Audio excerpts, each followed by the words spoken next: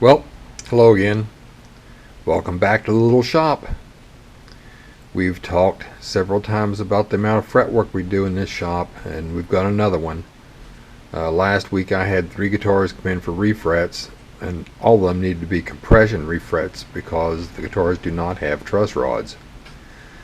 This is a 1971 Martin D18.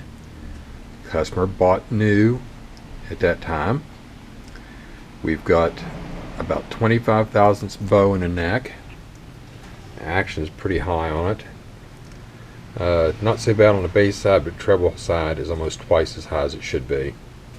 So we've got a good amount of bow in the neck.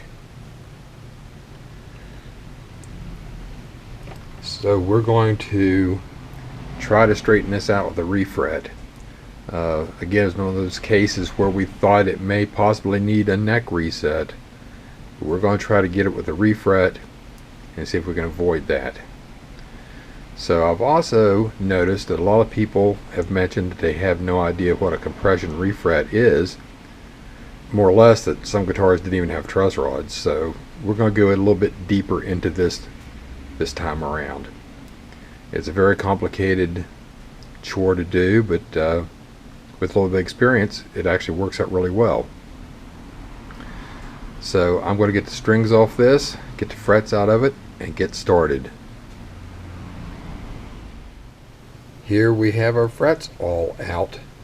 That went very quickly. That only actually took about 20 minutes. What I found was the frets were very loose. They came out very easily, actually too easily. What I've done is I've measured the fret slots and found out that the fret slots are actually 20 thousandths wide slots, which is normal. The fret wire had an 18 thousandths wide tang on it. That's why they fit so loosely. This could actually be some of the reason we didn't have a whole lot of stiffness in the neck. So we're going to carry on here and get this fingerboard cleaned up and move along. See, we have our normal little pile of frets there. So let's keep moving. I should also mention at this point that with the frets out and no string tension on the neck, we have just about a 10 thousandths bow at the 7th fret here. So we've got to take that into consideration too. Our prep is all ready.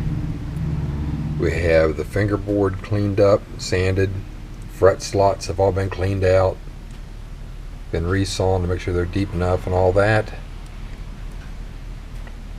We're ready to go.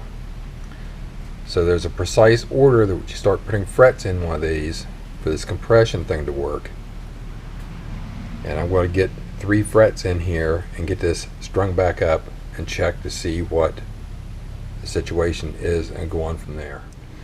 We have our 3 first frets in. This gives us a reference point for the neck. Of course, the fret where the neck joins the body, the 1st fret, and the 7th fret. I strung it back up to pitch, and we've now got about a 10 thousandths relief in the neck at this point. So we're going to move on. We're going to put a couple more frets in. We're going to do 5 and 9 and see what happens here. This is going pretty well, so instead of just putting 2 frets in, I decided to go ahead and put the 3rd fret in here also. I'm starting to see a little bit of back bow in the neck, probably a couple of thousandths at this point. Thing is, rosewood being softer than ebony, you need more pressure to compress it backwards, so you got to use a larger fret. You know, the ebony is a little bit harder, so you can use a smaller fret and get the same amount of pressure to make it back bow. So let's string this up and see where we are. It looks like we're gaining about 1/1000th of an inch back bow on this with every couple frets. So we're going to continue on here with the 0.245 fret wire and see if we can get this straightened out here relief wise. Then we're going to start up here worrying about changing the neck angle where it's compressed in this area. We're down to about 5 thousandths relief up here at this point. This is working out pretty well. So I'm going to move back here to deal with this. I'm going to go for it. All the frets are in. This is working out really well so far. At this point, I actually had strung it up earlier just before I started doing the last 6 frets. And I had the action exactly where I wanted it on the treble side. So we've changed the neck angle a little bit by compressing right here and saved the neck reset from happening. We've got our relief all taken care of. I'm going to walk away for this tonight. Let it set overnight, let the glue dry off their frets and all that. Tomorrow we'll fret dress it, make a new saddle for it, set it up, clean it up, and he wants me to put a pickup in it also, so I'm going to do that. So that's it for tonight. Actually, this one's going pretty quick. The trick there, no binding. So a lot less fret trimming. Alright, see you tomorrow. We're back at it. We've moved it over here to the neck jig to give me better access around the whole guitar.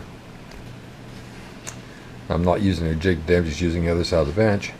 The frets have been all leveled up.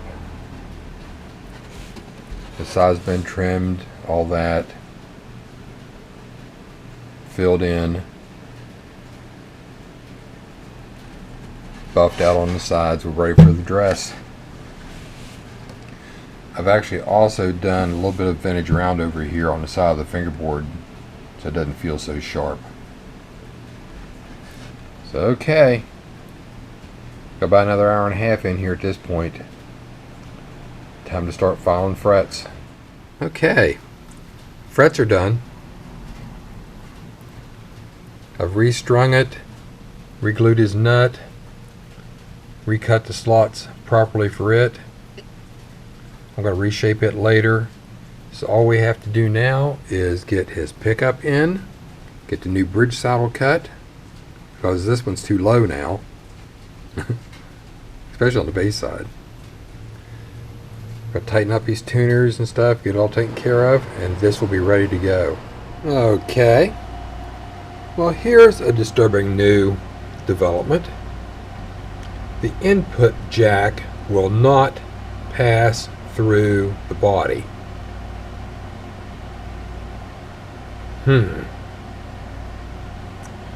Okay, got to check this out. Alright, well, we've done some recon, and this is what we've come up with. Since I can't really show you inside the guitar, I did an artist rendering of it. So what we've got, here is our heel block. This is the tapered edges on it. This goes back against the back side of the body. This is the front. What they have done is somewhere along the line, someone has glued a vertical strip of 1/8 inch thick maple on this to thicken up the plate right here. I don't know why. I don't see a reason here for it. There's no cracking or anything around the jack hole or anything. So, but they had a reason for doing it. Our problem is we have to make it so that we can actually get this jack through it. And what they'd used before was one of the really long old style strap button jacks that had an extremely long thread on it, and that went on from the inside up against here. Tighten it up from the inside. Well, that won't work with this system. So, fortunately, we have an app for this. So if you remember watching the old Ibanez acoustic video, that's why I actually had to come up with this idea. I have a washer made into a sanding disc that I put about 60 grit sandpaper on, glue it to it, chuck it in a drill, put it through the guitar, chuck it on the outside, and then use it as a sanding disc to sand through. You'll see here where I've got some marks.